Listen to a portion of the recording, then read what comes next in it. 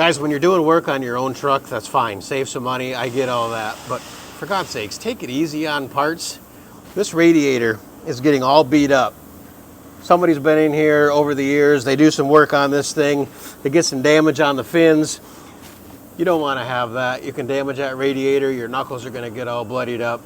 So here's what we've got in the shop. We've had this for literally since the beginning. Nothing more than a piece of tin, sheet metal, with a lip right on the top of it. It's sized to fit that radiator.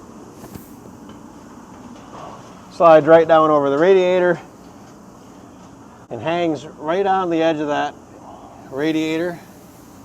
Stays right there, protects that radiator, protects your hands. Save the radiator, save your knuckles, be smart.